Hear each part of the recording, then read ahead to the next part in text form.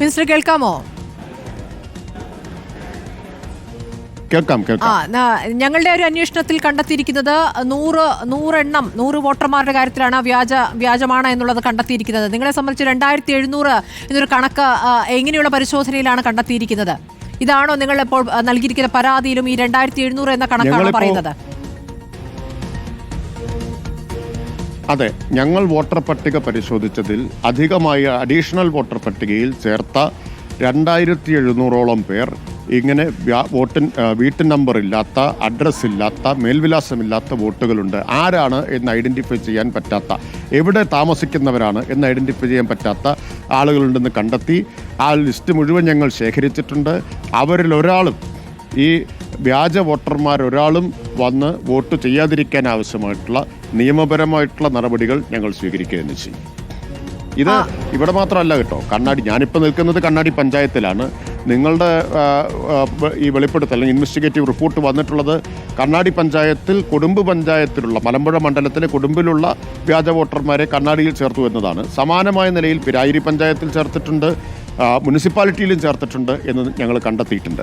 ഇതിലേറ്റവും പ്രധാനം വ്യാജ ID card ഉണ്ടാക്കി എന്നുള്ളതാണ്. അപ്പോൾ ഈ വ്യാജ ID കാർഡ് കേസിലെ പ്രതികൾ കുറേ ദിവസമായിട്ട് ഈ തെരഞ്ഞെടുപ്പ് പ്രഖ്യാപിച്ചത് മുതൽ UDF സ്ഥാനാർത്ഥിയോടൊപ്പം ഇവിടെ ഉണ്ട്. അപ്പോൾ അതും അന്വേഷണ വിധേയമാക്കണം. ഞാൻ നേരത്തെ തന്നെ കാര്യങ്ങൾ പല പത്രസമ്മേളനങ്ങളിലും പറഞ്ഞ കാര്യങ്ങളാണ്.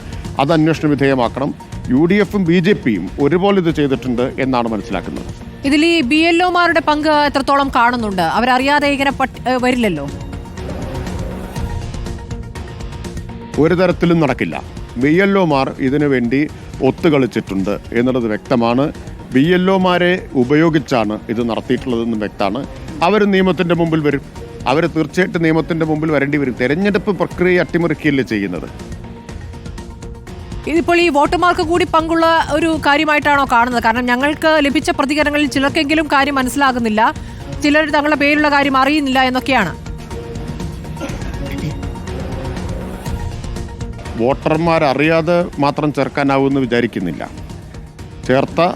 ഇപ്രകാരം ചേർത്ത വോട്ടർമാർക്ക് കൂടി അറിവുണ്ടാവുമെന്നാണ് വിചാരിക്കുന്നത്. കാരണം ഇപ്പോൾ തിരഞ്ഞെടുപ്പ് നടക്കുന്നത് പാലക്കാട് മണ്ഡലത്തിലാണല്ലോ. അപ്പം മലമ്പുഴ മണ്ഡലത്തിലെ വോട്ടർമാരുടെ വോട്ട് ചേർക്കാൻ സമീപിക്കുമ്പോൾ ന്യായമായിട്ടും അവർക്ക് അറിയാതിരിക്കാൻ വഴിയില്ലല്ലോ. മലമ്പുഴയിൽ ഇപ്പോൾ തിരഞ്ഞെടുപ്പ് നടക്കുന്നില്ല, വോട്ടർ പട്ടിക പുതുക്കുന്നുമില്ല.